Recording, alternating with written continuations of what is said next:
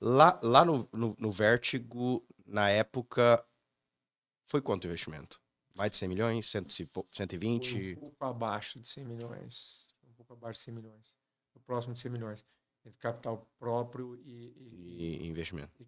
e por terceiro, enfim, né? Porque... Meu nome é Felipe Ávila e hoje aqui comigo eu tenho Rodolfo Rosbach, formado em gestão de empresas pelo INSPER, pós-graduado em finanças pela Fundação Getúlio Vargas, executivo do setor imobiliário, onde atua hoje como CEO da HVM Incorporadora, empresa do grupo familiar, entre outros como agronegócio, saúde, fitness e o maravilhoso Funk Fresh. Meu amigo, satisfação, seja bem-vindo. Obrigado, Felipe. Obrigado pelo convite. Estou feliz de estar aqui para a gente bater esse papo e trazer um pouquinho de valor e aprender um pouco com vocês também. Você sabe que uma das coisas que encantam Campo Grande, eu acho que não apenas Campo Grande, mas qualquer lugar do mundo, é quando alguém sai fora da caixa. Faz alguma coisa diferente de tudo que foi feito. Sim. E eu acho que tenho tido essa percepção de que a HVM, onde você agora está como CEO, começou fazendo exatamente isso. Não entrou no mercado apenas como a incorporadora tradicional.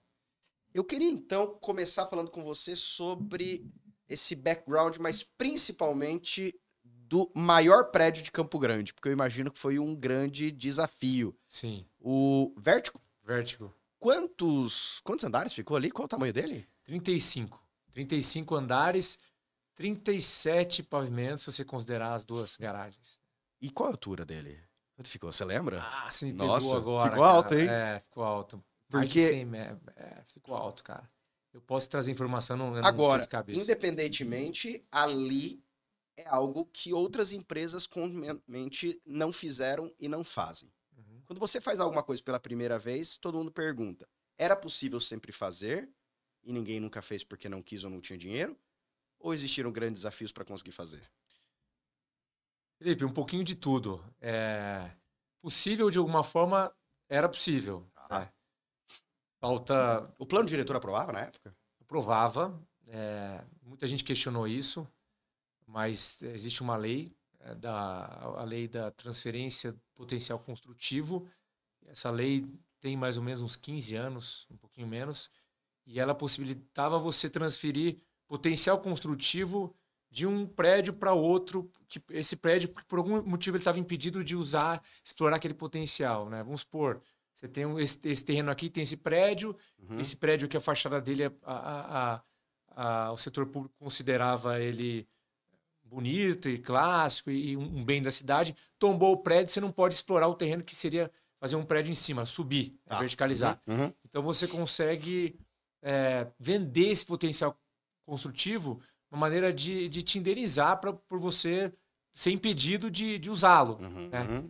Foi desse instrumento que a gente se aproveitou. Mas você está dizendo que você pegou áreas que estavam limitadas e comprou o potencial construtivo delas. Exatamente. A gente pegou prédios que estavam tombados, né, um fornecedor especificamente, compramos parte do potencial construtivo desse fornecedor através dessa lei, desse instrumento, né, transferimos, né, fizemos todo um trabalho nesse prédio de restauração e tudo mais, acompanhamento pelos órgãos competentes. A gente conseguiu comprar esse potencial construtivo e adicionar para esse terreno que a gente havia adquirido, que é o terreno do Vértigo, e assim a gente conseguiu fazer um prédio mais alto. Mas respondendo a sua pergunta, sim, era possível, não era a única forma, né? Você consegue verticalizar bastante se você tem um terreno maior, por meio de alguns índices estabelecidos pela nossa lei municipal. Mas ele acaba sendo quase piramidal, né? Porque essa é a grande questão, né? Você não pode simplesmente fazer assim. Não. Você tem toda uma questão estratégica, por isso que você fala do tamanho do terreno, principalmente.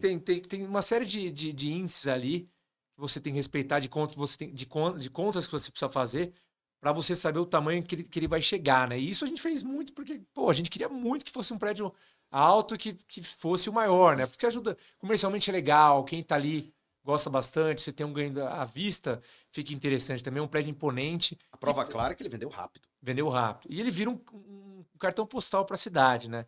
E nós, à época, uma marca nova, a gente acreditava muito no potencial disso para a marca, né? Então, a gente eu tenho orgulho de falar que a nossa marca é um sucesso, né? Desde o começo, é uma marca que cresceu muito e muito rápido. E o Vértigo, ele criou para a gente valor e credibilidade para os próximos empreendimentos, né? Porque a gente entregou um empreendimento lindo, muito alto, então assim, a engenharia ali, a complexidade técnica é altíssima e principalmente entregamos muito valor para o nosso cliente. Basicamente, se você consegue fazer isso, você consegue fazer outras coisas. Exatamente. Você ganha credibilidade. Credibilidade. Então a gente entregou muito valor, porque hoje a turma consegue uma rentabilidade muito boa, ter uma valorização aí de pelo menos 50%, né, do valor que a turma pagou. Então era possível, só que assim, o pessoal achava que era meio loucura. Fazer estúdio em Campo Grande, fazer prédio muito alto, né, muita concentração comercialmente, você não vai conseguir vender. E a gente meio que foi pro tudo ou nada, né? Na época, talvez a gente não sabia tanto o perigo assim. Vamos fazer uma leitura, e aí eu vou voltar no Vértigo, mas como era a HVM antes do Vértigo? Foi um game change antes e depois? Foi, sem dúvida. Foi o segundo empreendimento nosso vertical. O primeiro... Vocês inauguraram quando começou as obras, desculpa, do Vértigo? O Vértigo 2018, mais ou menos. 2018 começou as obras, tá. A HVM é desde quando? 2014. Ok. Mais ou menos. Vamos falar mais 13, ou menos. vai. Tá. 13, 14. Nós estamos falando aí de uma empresa de 4, 5 anos de existência, tá? Dentro de um play a outro. Já era uma incorporadora? Sim. Tá. É nova? Super nova. Super nova. Ainda é nova, né? Assim, ainda é nova. As construtoras têm 30, 40, 50 anos. Não, você dizer pra mim hoje que uma incorporadora, construtora, que seja de 4, 5 anos, desenvolver um empreendimento do Pórtico, do Vértigo, eu vou falar de outros, logicamente, mas do Pórtico e do Vértigo como um game change, é algo atípico. Sim. É algo atípico. E assim, foi isso que nos trouxe sucesso, né? Esse grau de arrojo... Vocês compraram terreno ou foi parceria com Nós compramos terreno. Nesse caso, a gente comprou terreno. Já pensando nisso ou não? Já pensando... Em construir. Em construir alguma coisa grandiosa, algo grandioso. Mas não o quê? Não tinha essa... E com o tempo a gente foi desenvolvendo o produto. Né? A gente gostava muito, tinha uma condição boa. E foi ali, na verdade, foi uma compra de vários terrenos, né? Uma compra um pouquinho mais complexa, mas é que essa região da cidade você não encontra mais tantos terrenos disponíveis. Claro. Assim, terreno de 4 mil metros, tá pronto aqui, só comprar, negocia com um cara só. Ali foram várias negociações, uma a uma, e a gente compôs para que chegasse num tamanho mínimo para a gente fazer uma coisa bacana como aquela. Você gosta do game? Gosto. Né? Continuo no game. Não, porque eu digo que só nesse momento inicial, eu gosto porque, principalmente podcast My Business, é um podcast que a pessoa quer falar assim, cara, como é que faz? Como é que é o negócio? E tem muita gente que fala assim, como é que faz? E não é tão... Eu sempre falo do My Job. Eu falo, olha, eu mostro pra você como é que faz. Faz aí. Porque não é tão simples. Não é só ter um manual de como faz. Porque tem que ter um feeling, tem que ter um estômago. A gente fala depois que o negócio deu certo. Tem que ser potencialmente agressivo. Tem que ter um grau de agressividade razoável e tem que também ter um conhecimento técnico e preparação, né? Porque tem gente que é agressivo e em algum momento funciona, dá certo aquela agressividade, mas o cara não tem base para o negócio continuar, não é sustentável, né? Então, o cara deu uma acertada, mas na segunda vez, na terceira, ele já não acerta porque ele não tem aquela base, né? Acontece. Ontem mesmo eu estava vendo um vídeo, um cara falando que o cara cresceu muito, ficou rico pelos motivos errados, ou acertou muito grande uma vez e depois não continuou. Às vezes o cara não estava preparado, não se desenvolveu. Então você tem que estar preparado e você tem que ter esses momentos de agressividade. Tem que ser, cara. Você acredita que... Porque você imagina, eu tenho uma previsão de comprar... Eu preciso aí de... sei lá, 15 mil metros quadrados. Tem vários terrenos.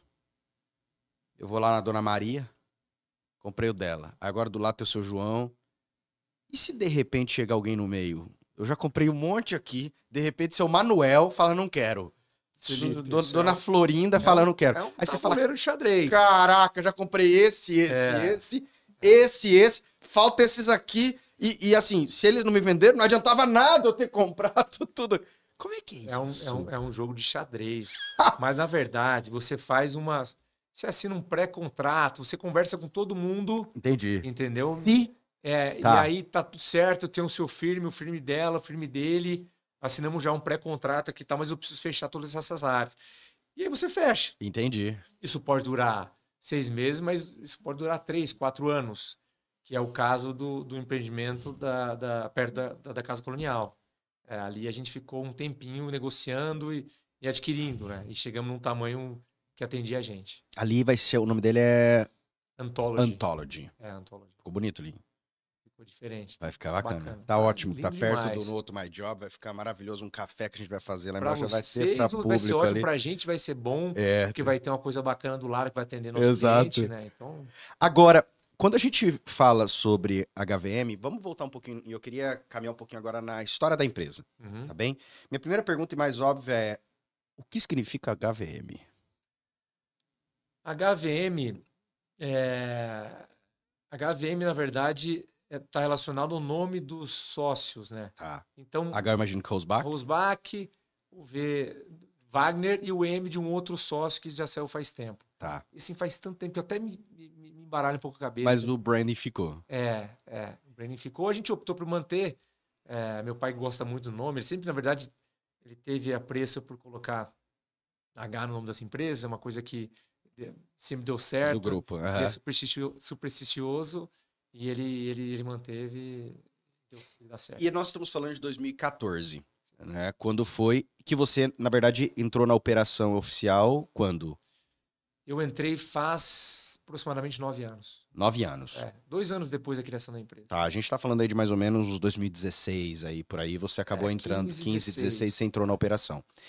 E quando foi aberto a construtora, incorporadora inicialmente. Incorporadora e construtora. Na verdade, nasceu para ser incorporadora, mas ela, em algum momento, optamos por ser construtora também. A ideia já era qual inicial? Era fazer pequenos empreendimentos, era fazer uma incorporadora / construtora de grandes prédios, porque existe uma visão inicial. Tem gente que abre para ser uma Vanguard, uma MRV, a própria Viva House, que é um outro cenário que nós podemos pontuar, mas que é com outra finalidade, uma outra perspectiva. Qual era a ideia inicial de um início de uma HVM? A ideia era de ser uma incorporadora, de atuar no ramo multifamiliar, né? Então apartamentos para residências para famílias. A princípio um ticket ali atingindo classe média, média alta, nos primeiros produtos. Prédios. Lá atrás, na verdade, teve um esboço para casas e prédios mais baixos, né? Então houveram alguns estudos diferentes. E aí a minha família também tinha algumas áreas. E meu pai, na época, ele comprou alguns terrenos, teve a oportunidade de comprar bem, comprou, não eram poucos, mas eram interessantes. Em áreas boas. E aí que ele sempre investiu, né? Meu pai é empreendedor, faz mais de 30 anos. Então ele comprou e a gente começou E aí alguns parceiros, vamos incorporar, vamos empreender. Sempre Campo Grande. O que a gente pode fazer? Sempre em Campo Grande. A gente começou a esboçar, né? A turma começou a esboçar o que podia ser feito. Chegaram num projeto, não, outro projeto, não. Em algum momento chegaram num projeto que fazia sentido e aí, de fato, eram torres, né? Eram 2 torres. Qual foi o primeiro? Chama Belvedere. Belvedere lá no Jardim Seminário. Produto muito bom, também foi um sucesso de venda. Hoje ele está ocupado, vendeu bastante na época, valorizou também bastante. A turma que investiu tem uma rentabilidade boa. Fizemos uma lição direitinha. Claro, primeiro empreendimento a gente teve muita dificuldade. Eu imagino que até hoje vai ter erros e acertos normal, e você vai aprendendo, faz parte. Elon Musk lança foguete, estoura no ar, aprende o que errou, bora lançar outro. E aqui a gente tá falando de construção, não é rocket science, né? Essa turma aí. E é uma coisa complexa, né? Porque ainda que é um mercado tradicional, é uma tecnologia ainda quase que arcaica, só que a gente sofre com inflação, a gente sofre com mão de obra, a gente sofre com disponibilidade de fornecedores, né? A gente sofre muito, né? E por isso que eu digo que é um desafio aqui, porque construir não é tão complexo, né? A fórmula já existe faz tempo, né? Mas quando você quer fazer uma coisa maior, quando você quer fazer uma coisa especial, quando você quer entregar mais valor, aí você precisa de alguns fatores que que é difícil de você juntar. Quando vocês começam a construção e começa todo o empreendimento da HVM, é lógico que, como você disse, não foi um elemento aventureiro. Era uma família, a sua família já tinha outros negócios, já tinha uma capitalização e vamos, na verdade, diversificar o capital, né? Essa foi uma perspectiva dentro de outros sócios investidores, como você já me pontuou. Perfeito.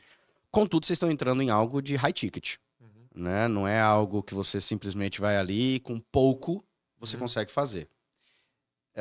Eu tive a oportunidade de entrevistar uma incorporadora também, consideravelmente menor que a HVM, a Rosso, daqui. Entrevistei os meninos da Rosso. Os caras são fera demais. Eles são fera e vieram até de área de atuação, né? Tanto os meninos aqui vieram.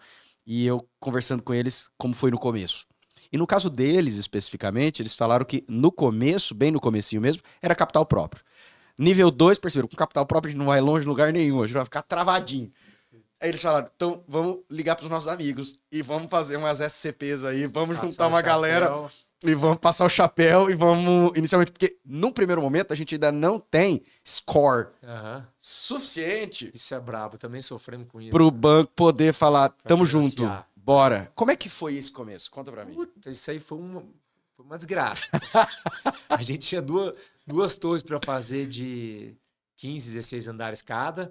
A gente lançou a empresa, fez um puta do evento no buffet, no IoTED, investiu uma grana, fez uma projeção das torres, assim, tal, do Belvedere. Mas era para venda. Era para venda, mas era para lançar a empresa e o empreendimento, né? Porque, apesar da empresa já existir, o nome não era conhecido, a gente falou, vamos lançar a empresa junto com o empreendimento. Convidamos, autoridades, políticos, empresários, convidamos diretor, gerente de banco, foi todo mundo, festou e... Tinha música ao vivo, tinha bastante coisa. Comida boa, o pessoal vai. Mesmo que não comprasse nada, todo mundo vai. Meu irmão. No IoTED, vai. Vamos lá, bora. Tô sendo lindo, convidado. Tinha até uma orquestra lá, sei lá. Foi muito legal.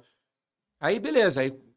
Aí vendemos, lançamos o empreendimento, vendemos. Na hora de construir, a gente falou, beleza, vamos chamar a turma do banco que foi lá no lançamento da marca e tomou meus champanhes. Fala então, gente. Vamos que eles vão financiar. Os caras já vieram, já estão dentro. Eles até falaram no dia do evento, parabenizaram a gente, pegaram o microfone e falaram, diretor de um banco lá. A gente tem uma relação boa hoje em dia.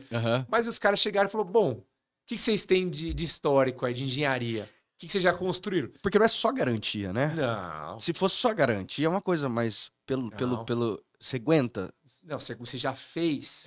Você sabe fazer. Você sabe o tamanho da bronca que você está se metendo. Então me fala o que você já tem, o que você tem de história. Nesse Belvedere, o quê? Uns 20, 30 milhões? Quanto que era uma previsão? Não, a gente...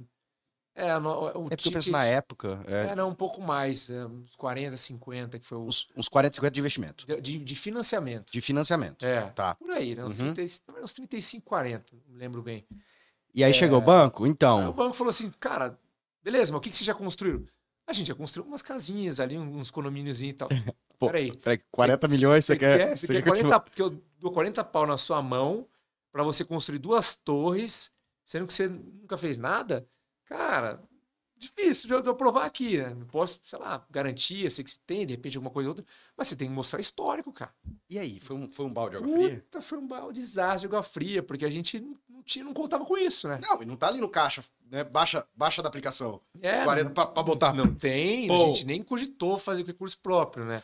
O que aconteceu? A gente segurou o caixa do empreendimento. Já tinha vendido? Já tinha vendido, então isso era um pontaço, tinha vendido 100%. Então, caixa assim, a gente vai entrando. Lógico que a gente sabe que não é vendeu, mas daquele jeito, né? Devagar, intermediária.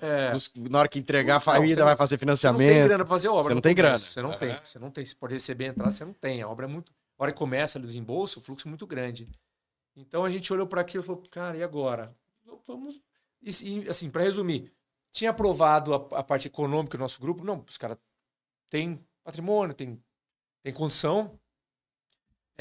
Projeto tá aprovado, bacana. Legal, o projeto funciona, aprovado para a cidade e tal. Comercialmente, sucesso, muito mais do que a gente esperava. Eles pediam pelo menos 50%, 40% de venda, temos 100%, mas não tinha histórico. Então o banco bate lá no compliance do banco, o banco não libera. Então a gente teve que fazer 1 ano de obra. No caixa, no peito. No peito, 1 ano e meio. Doeu? Puta, doeu demais. Pai, o porquinho da prima, de todo mundo. Doeu. Mas vocês Cara, não fizeram, deu um jeito, mas vocês não fizeram fundraising, assim, levantamento de Não, capital. a gente Falaram, fez- não, a gente que vai bancar, A gente vambora. bancou essa obra por 1 ano e meio, mais ou menos. Esse banco, inicialmente, a gente negociou com 3 bancos, conseguimos fechar com um banco que, pô, os caras botaram fé na gente, viram que a obra estava andando legal, que a medição estava boa Pô, até tinha ali, vendido, né? tinha vendido, estava organizadinho, né? Óbvio, fiscal lá para ver a obra e tal, estava andando bem, conseguimos assinar, mas Na época já fazia um patrimônio de desafiozaço. afetação? Na época já tinha? Já fazia, graças a Deus já fazia. Né, para se fazer a questão tributária faz uma diferença bruta também. Sim, não, garantia para o banco, garantia para o cliente. Então, depois que entrou o patrimônio de afetação, o mercado mudou, né, lá atrás. Você conseguiu dar crédito para todo mundo, você conseguiu financiar com a incorporadora, garantia para quem colocava a grana na mesa. Então, mudou o jogo completamente, né? Então, o Belvedere foi Escola. uma grande escola, né? Foi muitos desafios, mas ficou muito bom o produto, né? A gente tem muito orgulho dele porque representa muito pra gente.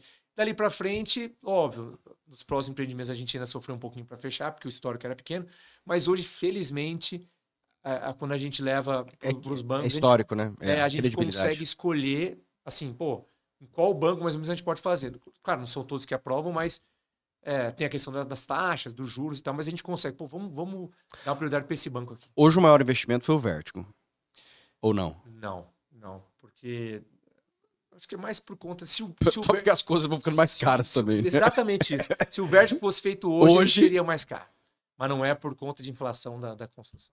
Não é o mais caro. Hoje qual foi mais caro? Hoje a obra mais cara nossa, em termos de investimento, vai ser o Anthology. Era o Maia e agora o Anthology. Eu não imaginava. O tamanho dele. Cara, vai ficar legal. Vai ficar muito legal. O Vertigo, vocês gastaram mais de 100... Mas o volume de construído do Vertigo é maior. O volume construído do Vertigo. Se fizesse hoje, ia ser a maior obra mesmo. O Maia, de fato, foi um grande diferencial para quem não tá assistindo, não sabe exatamente, mas principalmente ali na frente do Parque das Nações e toda uma perspectiva, foi também algo diferencial no mercado. Muito. Uma das coisas que eu tenho percebido da HVM é exatamente, e assim, já até convidei o pessoal da Plaenge para fazer entrevista também, mas falando bem, foi basicamente só tinha Plaenge. Só tinha Plaenge. Tinha uma oportunidade no mercado. Tinha uma oportunidade no mercado, só tinha Plaenge. E a Plaenge teve que se movimentar muito com a entrada de vocês. Os prédios da Plaenge, agora, falando como Momentum e outros, só vieram depois que a HVM entrou no mercado. Sim. Falou, a gente precisa se levantar. Isso é bom é bom para o mercado, é bom para o consumidor, porque a oferta melhora também, né? Então você tem uma entrega melhor. Não que a entrega deles é muito boa, é uma empresa muito forte, muito sólida. Admiro o trabalho deles, né? Mas o mercado, quando você tem uma competição, um vai puxando o outro, né? E o consumidor só ganha com isso, né? Você tem uma oferta melhor de produto. Mas a gente não gosta de concorrência. Eu posso dizer para você gosta de concorrência? Você vai falar. Gostar ninguém gosta. Não, gostar. Né? Mas ela tem um lado bom, né? Aquela forçação, né? Que acaba te levando para. Se você pudesse escolher ficar sozinho, você ficava sozinho. Mas é bom que, pelo menos, às vezes o concorrente dá uma testada também no mercado, né? Às vezes lança um produto, você fala, será que vai ter produto para isso? E teve, você fala. Impressionante. Interessante, né? Isso é muito teve. bom. E aí você vai vendo o calor do mercado. Pô, fulano lançou, ciclano lançou, foi meio devagar, vamos segurar um pouquinho que o mercado não está comprador também. Então isso ajuda, o mercado se ajuda. E a gente tem uma relação boa com todo mundo, conversa, tem algumas pautas que são comuns a nós, então a gente tem uma relação boa, bastante profissional, né? Agora, uma das coisas que nós estávamos falando, que também foi um cenário de inovação, e voltando à questão do Vertigo, era porque vocês iniciaram um modelo que não é comum em Campo Grande, que é de estúdio.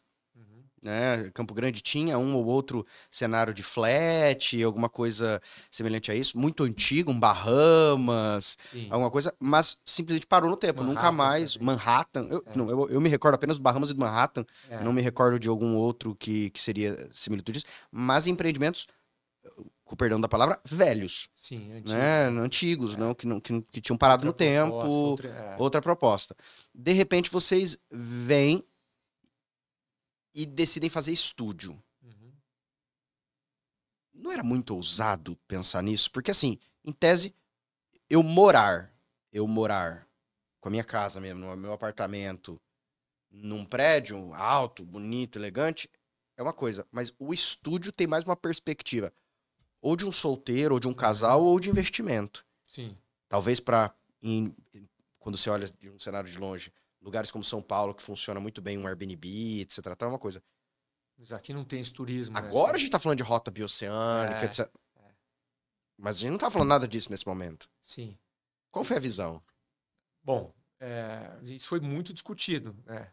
Será que Campo Grande tem perfil para isso, né? Perfil demográfico para isso, ou perfil, depende, um apelo turístico? Turístico talvez nem tanto, mas ainda assim circula muita gente aqui. Né? Gente de fora, fazer reunião.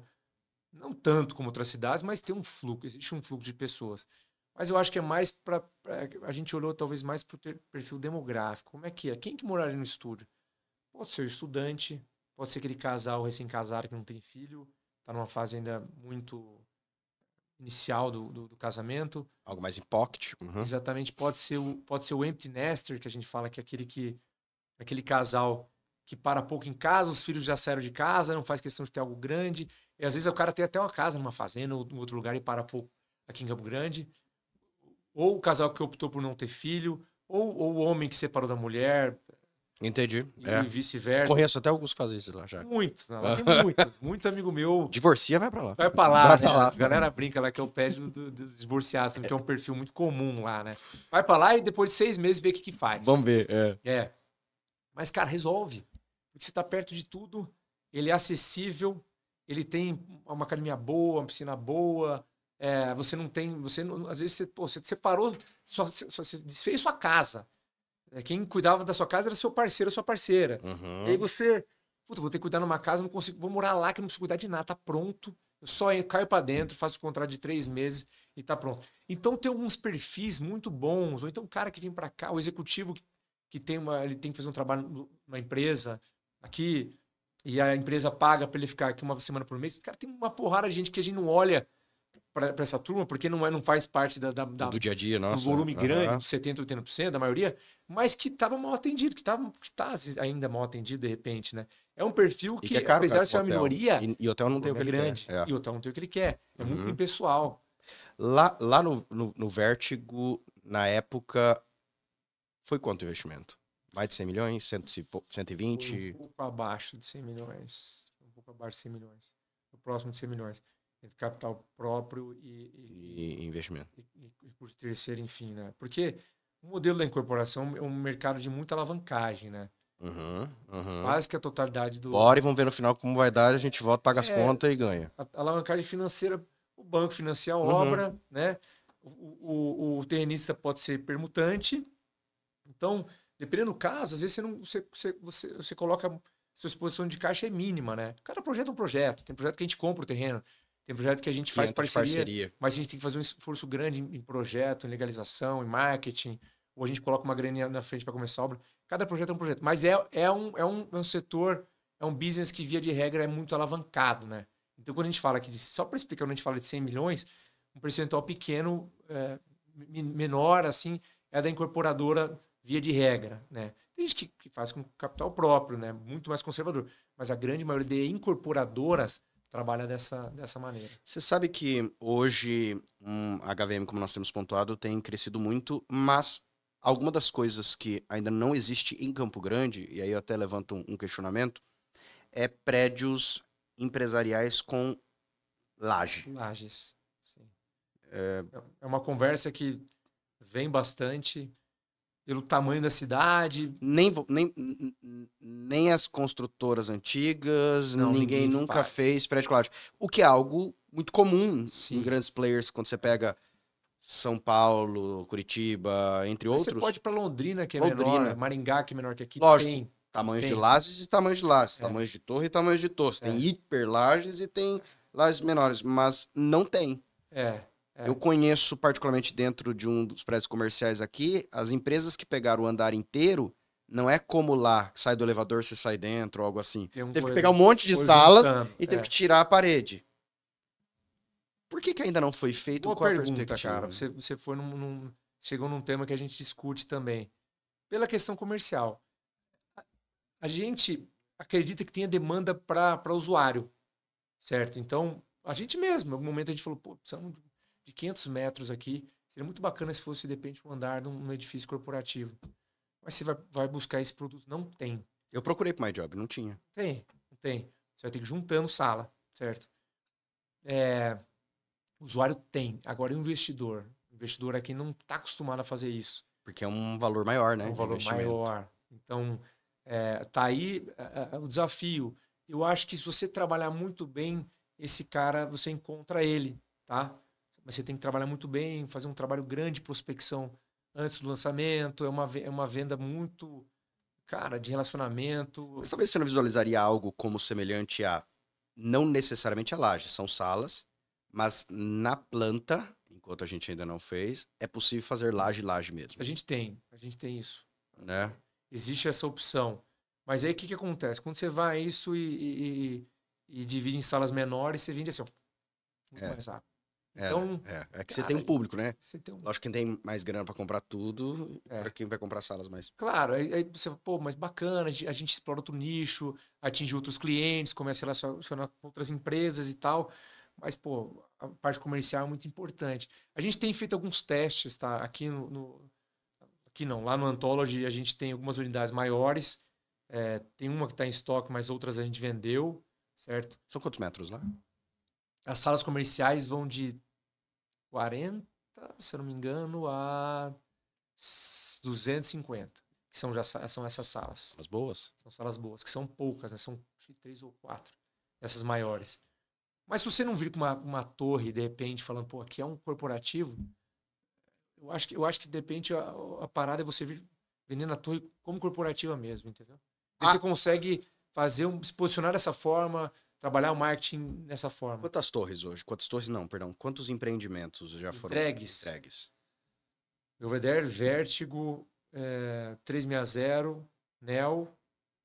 Então, falei 4? Falou 4. Nel, Aquarela, 5. São 5 entregues. 5 entregues e está em obra? Em obra. Maia, Dom, Anthology, Downtown e Arbo. Tá. Isso que nem lançou, vai ter mais lançamento. Né? Tem mais lançamento. Tá. A gente tá falando já em obra 5. Uhum. Como é que toca 5, gente, ao mesmo tempo? Dentro da mesma cidade, chamada Campo Grande, no Mato Grosso do Sul. Esse é o nosso desafio. Esse é o grande desafio. É porque, de verdade, eu acho que é um grande desafio aqui. Mas eu acho que é um desafio... Eu tenho a sensação que é um desafio maior aqui. Esse é um grande desafio. A execução. Porque você precisa de 2 elementos que são muito importantes, logicamente. Você precisa de material para todos. E a gente não tá falando que é só vocês, tem outras construtoras no mercado. Uhum. E mão de obra, principalmente mão de obra. Sim. Então, tem aqui? Esse é o nosso grande desafio. Não tem. Na verdade que não tem. Se o nosso estado, talvez, ali é o primeiro ou segundo com a menor taxa de desemprego, Campo Grande, construção civil, então, essa parada deve ser negativa, porque não tem gente, cara, para trabalhar. E a qualidade também deixa a desejar muitas vezes. Estou falando de todos. Lógico. Ótimos. Não, mas é lógico, porque se tá faltando, entra qualquer um. Exatamente. O cara fala assim, eu nunca mexi, mas eu faço. Não, então vem. Tem cara, aquela velha história, o cara mais ou menos tá empregado, escolhe onde quer trabalhar. Entendeu? Então, esse é um desafio. E como cada projeto nosso é um projeto único, uma planta única, uma fachada única, eles têm muita personalidade, então isso requer mais atenção ainda e um grau maior de complexidade. Sempre tem vaga. Tá sofrendo. Sempre tem vaga. Na área de construção. Tem vaga aberta. Os caras chegar lá e falar, eu sou pedreiro. Sempre vai ter. Sempre tem vaga aberta. Sempre tem vaga aberta. Faz tempo já. E aí, com a entrada das indústrias no nosso estado, celulose, que é muito bacana, que traz uma demanda pra gente também, só que, por outro lado, leva embora mas eu tenho conversado, principalmente com alguns investidores desse setor de celulose, e uma das coisas que eles estão preocupados é que também não vai ter estrutura, nem de gente. Você pega cidades hoje que tenham 15 mil habitantes e precisas de 20 mil empregados. Cara... Pega o caso de Inocência. Inocência é um exemplo. Vão ter que fazer milhares de casas lá, tá? Eu sei porque a gente participou de umas conversas com a empresa lá. E eles vão ter que construir quase uma cidade em poucos anos. E assim, a gente olhou para aquele projeto e falou, pô, baita projeto, vai ficar super legal, mas onde a gente vai tirar gente para fazer tudo isso? ainda mais lá em Inocência, a gente já está com dificuldade aqui. Então, levar essa turma para lá, para construir, falta mão de obra, falta fornecedor, não consegue atender. Vai dar certo, tá? Eu sei que vai dar certo, mas não combinava com o nosso momento, né? Uhum. Para num projeto desse. Eu acho que vai dar super certo lá e tal. Mas a gente já tem desafios muito grandes hoje que a gente precisa sanar, tá? Mas a gente gosta. Desde quando você perguntou para mim se eu gosto do game, É o eu game. gosto do game, então assim, inflação batendo no Você tá ótimo, canteiro, nem tô vendo cabelo branco aí. falta gente. Você tá com 38 anos, nem tem cabelo 38. branco. Graças a Deus. Se deixar a barba, tem uns fios brancos aí? Se você procurar bastante, Eu tem, já tô. cara. Eu tenho 33, já tô com os meus brancos Mas aqui. eu tenho um pouquinho. Eu tenho um pouco, graças à minha família, não tem cabelo branco. Hoje, quando a gente fala de expansão, a gente está falando de Inocência, entre outros cenários, não de ideias e de negócio. Existe planejamento em médio prazo dentro de um business plan da HVM para expansão para fora? E quando eu digo para fora, eu digo outros estados mais mão de obra, ou não necessariamente, talvez. Sim. Existe Ou uma ideia apenas, mas nada ideia. avançando. Existe uma vontade. Uma vontade. A gente já chegou a desenhar isso, colocar num planejamento de longo prazo. Né? Eu digo por conta da limitação local, por conta desse elemento que nós estamos falando. Às vezes não é que eu não gostaria, ou não é que eu não teria capital. Talvez eu gostaria, teria capital e eu até venderia, mas eu não tenho disponível mão de obra e estrutura para isso.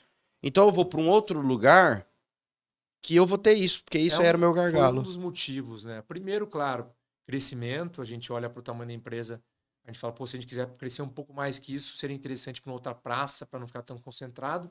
E aí a gente iria para uma praça que tivesse uma disponibilidade maior, né? Eventualmente a gente poderia só incorporar e não construir.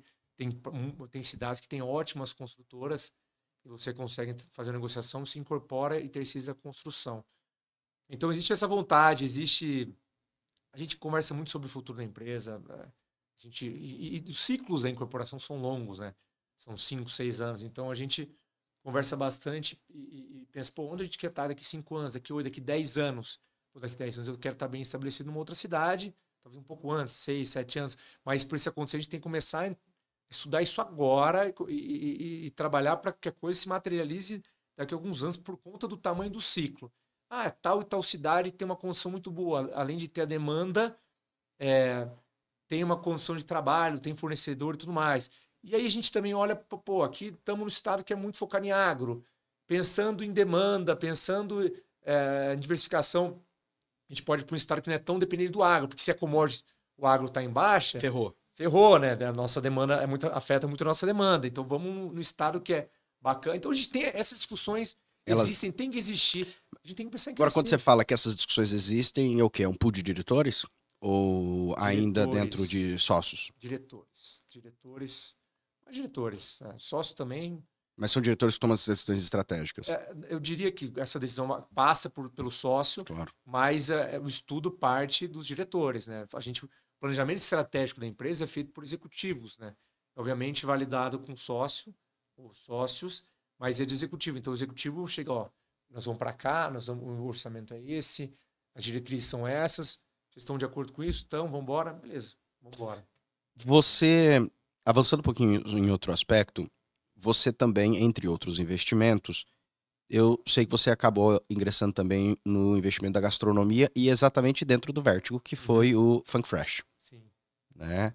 Que foi algo, na minha percepção, disruptivo dentro daquilo que estava padronizadamente em Campo Grande. Né? Se não me falha a memória, até sei o escritório de arquitetura Office 196. É 96 o nome? É o escritório do Herbert. Eu acho que porque foram os mesmos que fizeram do Ast também aqui. Sim. Né? Que é uma perspectiva diferente. É diferente. Sim. Qual foi a ideia? É de fato apenas um case para poder existir dentro do Vertigo? Ou foi uma tentativa, porque não existia antes, de vamos ver como é que é esse mercado? E diante disso, há uma perspectiva de expansão? Bom, o funk foi no começo foi uma decisão talvez mais de negócio. Uhum. Né? Primeiro, quando a gente concebeu a ideia do Vertigo, ele tinha que ter um café embaixo. Bacana. Fazia parte da ideia empreendimento como um todo, né? E a gente foi muito criterioso na hora de definir como é que tinha que ser esse café. Então eu acho que talvez a ideia já existia na minha cabeça, eu não conseguia assumir para mim que eu queria pegar um negócio para mim. Então a gente falou, não, isso aqui não serve, aquilo ali não serve, não vou, não quero. Tem que ser dessa forma, né? Só que essa forma depende só existir aqui, né? Ninguém ia conseguir fazer o que a gente estava pensando ou o que eu estava pensando. Então a gente deu um olé em todo mundo ali e falou, pô, vamos fazer. Aí no final virou uma coisa mais do coração do que uma escolha de negócio, porque... Foi um alto investimento, aliás. Sim. De um café tradicional. Foi um grande investimento. Eu entrevistei aqui os donos do Ast e eles falaram, rapaz, qualquer coisinha que o pessoal indicava pra gente era tudo melhor do melhor do melhor, só que o melhor do melhor do melhor, enquanto aqui era X, os que eles indicavam era 5x. E se a gente quiser seguir o projeto bem legal, cara, isso é brabo demais. Tem gosto pra tudo e tem valor de tudo que é magnitude que você imaginar. Né? Pedras e pedras. Tem uma coisa que é muito boa e tem uma coisa que é 3 vezes é muito boa e custa 10 vezes é muito boa. Então, enfim, o funk também a gente fez com muito carinho, fez com coração. É um case também de sucesso, né? Outro business. Outro business. Hoje ele é muito bem tocado lá pelos nossos sócios, né? Mas ele não foi algo que você expandiu dentro ou pretende fazer como uma collab junto com outros empreendimentos? Não é por conta do formato que é hoje, né? A gente já pensou, claro, como é que a gente faria para abrir um segundo, terceiro, ou então a gente já entrou em contato, pô, você faz franquia e tal, mas o modelo hoje não é franqueável, né? Ele tem não é, a gente já estudou, e você teria que fazer um spin-off para um modelo mais simples, mas tão bom quanto, né? Um pocket ali quase. Um pocket ou diminuir o tamanho do investimento, ou então o tamanho do cardápio, ou mexer nos pratos. Tem que fazer alguma coisa, dá para tirar boas lições ali, dá. Mas o modelo que é hoje não é um pouco mais difícil. Conseguiria fazer poucas unidades próprias, né? Porque existe cadeias de restaurantes muito bons com poucas unidades. Mas expandir em volume não cabe hoje na proposta de valor do funk. Mas, cara, existe uma vontade ali em algum momento usar essa marca, usar essa proposta para fazer um spin-off, uma coisinha. Mas dentro diferente. Da perspectiva do investimento alto que tem os outros empreendimentos, acaba. Não deixa de ser, por mais que não foi algo barato, mas um hobby. Olha, de certa forma, sim, porque é uma coisa prazerosa, né? É algo prazeroso. É que não é o ganha-pão, é isso que eu quis dizer. Não é o ganha-pão. Não é o business, o core business. Não é o core business. É uma coisa que, vou ser bem franco, ele exige muito de você. Gastronomia. De repente, pro retorno, né? Dá um retorno, dá. Agora, ele exige muito, né? Então, assim, o nosso tempo como empresário, imagino que o seu também, já é bastante dividido, né? E cara, você vê risco, retorno, valor, investimento, retorno, tempo, quanto é que custa meu tempo hoje. O restaurante, você fazer um negócio bom, cara, dá um puta trabalho, né? Você tem que investir muito tempo, se dedicar muito para aquilo, né? E para valer a pena, teria que ter um volume, e eu não falo volume de uma unidade grande, mas o volume de escala. Exatamente. Muito grande. Talvez, como a gente falou, um sistema de franquia ou um sistema de licenciamento que não necessariamente é o melhor, mas que é escalável. Sim, sim. A gente tem vontade de fazer alguma coisa nesse formato. É até mais fácil de gerir. Mas hoje o funk ele foi feito para ser para entregar muito valor para o cliente, vertical. E então a gente não consegue escalar e entregar o que a gente entrega hoje para o nosso cliente. A forma como a gente entrega. Teria que ser num outro formato, né? Então, pô, a gente demorou 2 anos, a turma demorou 2 anos para conseguir fazer um bom atendimento, porque é difícil também. Um job difícil treinar a galera, o pessoal não para dentro da empresa. Cozinha também, estudamos muito, no começo, mais de 1, 2, 3 empresas de consultoria. Então, a coisa ficar boa, demorou ali 2 anos. Hoje vai fazer 3 anos no restaurante e a gente está com uma entrega muito bacana. Eu queria caminhar agora e sair um pouquinho do cenário de empresa e ir para um pouquinho sobre a pessoa do Rodolfo. Tá? A rotina de um CEO, tem até um quadro. A rotina que basicamente hoje é uma pessoa, como você acaba falando, chegou no momento, é uma pessoa jovem. Como você acabou pontuando, hoje a gente estava até falando aqui em off que Existem muitos grandes players que já são players mais low profile, já são mais idosos. Mas você é uma pessoa que, pelo que eu lhe acompanho, uma pessoa que gosta de viajar, gosta de esportes, gosta de bons restaurantes. Como que hoje você consegue equilibrar todas as atividades e a agenda apertada com uma boa gestão da vida pessoal? Bom, Você tem uma rotina fixa, você é bem tenho. organizado. Eu gosto assim? de rotina. Eu gosto de rotina desde muito novo. Eu sempre fui muito disciplinado, né? Disciplina.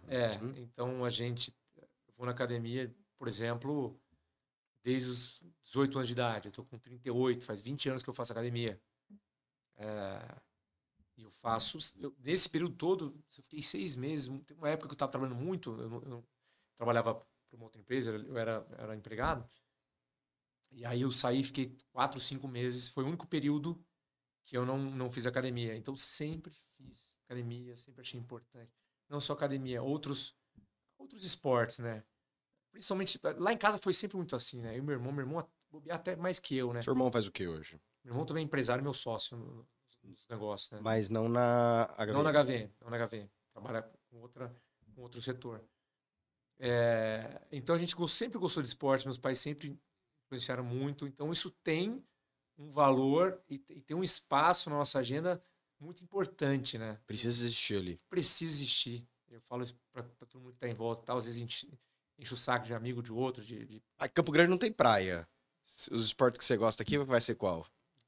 Pô, Que dá... muita coisa, cara. Porque Campo Agora Grande... eu tô jogando tênis faz um ano. Porque se tivesse praia, eu acho que você ia pro mar, mas... Eu ia pro mar. Né? Cara, esse tempo eu tava fazendo umas aulinhas de surf ali no Surf Lane de Santa Catarina. Eu achei muito bacana. Pô, eu faço snowboarding, eu esquio, eu faço kitesurf, eu faço muito kitesurf, né? Quem sabe a HVM não faz um negócio que vai ter um surf. Tem isso, né? Pô, eu acho que legal, ali né? no Boa Vista ali já tem condomínios Boa Vista, ali. Fazenda da Grama, na Fazenda Grama, que já saindo do tem Rio de os Janeiro, próprios. saindo da cidade de São Paulo. Que já estão. Não quer surfar? Não tem problema. Sua cidade tem praia? Não tem problema. Vamos fazer aqui Vou te falar, vai transformar o esporte, vai ser um monte no Brasil inteiro. Então, a rotina nossa sempre respeitou a atividade física. Eu sempre valorizei muito a saúde do corpo para a mente estar bacana também, né? Então, eu não acredito você trabalhar bem, você ter uma rotina bacana de trabalho. Tem gente que funciona assim. Eu não funciono. Se eu não tiver feito aquela atividade física, tiver trabalhado o corpo, transpirado, me inspirado, eu não consigo trabalhar bem. Então, isso faz parte do meu dia, assim como qualquer outra coisa. Me alimentar bem também, sempre me alimentei bem. Então, aprendi desde muito novo ter essa rotina. Por mais que eu tenha que trabalhar às vezes até mais tarde um pouquinho, ou então, sei lá, ir muito cedo na reunião, eu vou à noite, eu vou meio-dia, eu vou de manhã cedo, né? Tem épocas que eu gosto de manhã cedo, tem épocas que eu vou na hora do almoço. À noite eu acho difícil porque eu já estou cansado. É de cross. Pra academia não. Pra jogar um tênis que é mais um pouco mistura diversão, lazer, aí vai. Agora, você é uma pessoa que estudou, você fez INSPER, eu também fiz algumas especializações no INSPER, Fundação Getúlio Vargas. Hoje você consegue ainda estudar ou não tem tempo mais para estudar? Ler, consegue? É um momento de desconexão, conseguir parar, abrir um livro e ler, ou é difícil? Eu estudo um pouquinho por conta própria. Eu sou muito curioso, cara. Então, eu investigo muito tema, assim, eu sempre fiz isso. Vou te falar que eu já li mais do que hoje. Hoje eu tô lendo um pouquinho menos, mas eu sempre busco ler alguma coisa, né? Uma frequência menor, mas sempre tô lendo alguma coisinha. Tem algum tema ou outro que eu tô estudando nesse momento. Eu tenho um livro lá e tal. Tô devagar para terminar o livro, mas eu tô lendo alguma coisa. Mas faz horas que eu também não faço um curso formal. Por acaso, agora estou buscando um curso formal, né? Mais uma especialização. Como empreendedor, a gente não precisa do currículo, né? Apesar de eu ter feito uma faculdade boa, ter feito Mas é mais pelo MBA bom, é pelo conhecimento, né? mesmo, Então, eu não sei ficar fazendo vários, né? Então, eu estudo por conta própria, eu pesquiso. Eu acho que você tem o perfil de uma educação executiva de uma Ivy League, alguma coisa. Putz, ia ser legal. Tinha vontade quando era moleque. O problema é o tempo, né? De fazer uma educação executiva, agora coisa. Voltar para executivo. Né? Fazer uma Wharton, fazer uma Harvard, uma Yale. Legal. Mas tem cursos menores, né? Aham. Para Curso de fazer. verão. E a galera faz também muito pelo networking, né? Não só pelo conhecimento. Eu gostei do meu MBA, quando eu fiz na época, mas ele era, boa parte, ele tinha conteúdo, eu tinha estudado na faculdade, que eu fiz uma faculdade muito boa, né? Então, e metade da turma ali estava mesmo por conta do currículo. Então, hoje eu indico, de repente, cursos mais pontuais para as pessoas do que, se você realmente não precisa, às vezes você precisa. Pô, eu preciso para ser executivo do banco aqui, eu tenho que ter o MBA. Pô, então faço MBA. Mas se não for o caso, a minha dica é seja um pouco mais específico nos temas e faça cursos mais pontuais, uma entrega mais rápida. Você hoje está como CEO de uma empresa relevante no mercado e nós temos jovens que acabam nos assistindo e têm um sonho ou de se tornar de fato um executivo relevante ou de poder ser contratado e subir numa posição, galgar uma posição de talvez até C-level dentro de uma empresa relevante. O que você recomendaria de atitudes, de estudo, não sei, o que para você seria importante encontrar em alguém, que nós estamos falando sobre dificuldade de pessoas, que você busca num cargo de diretoria dentro da empresa? Tá. Bom, eu valorizo ainda a preparação formal, né? O currículo. O currículo, né? Digo assim, peraí, não estou desdizendo o que eu acabei de dizer, mas assim, eu olho para onde o cara estudou, se o cara se dedicou para aquilo, acho importante. Hoje tem muito aquela questão da sedução da galera mais nova, redes sociais, ganhar dinheiro rápido em pouco tempo. Mas, pô, Felipe, você sabe mais que eu que isso aí é um em 1 milhão, né? Então isso acaba seduzindo. Para pegar a exceção e colocar como regra. Não dá. Então, claro, tem muita gente que dá certo. Existe uma janela de oportunidade, criou-se uma nova profissão, os creators, os influenciadores, tem espaço para muita gente. Você consegue... O pessoal desprezar um INSPER, um Link, uma FGV, uma Harvard, é sacanagem, né?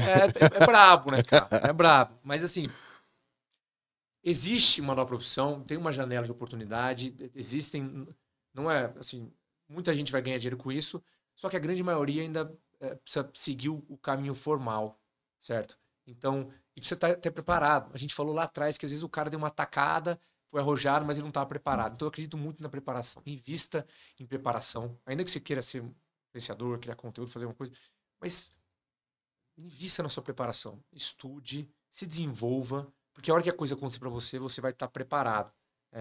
Então, preparação, desenvolvimento, uma dose também de arrojo. Você vai ter que arriscar.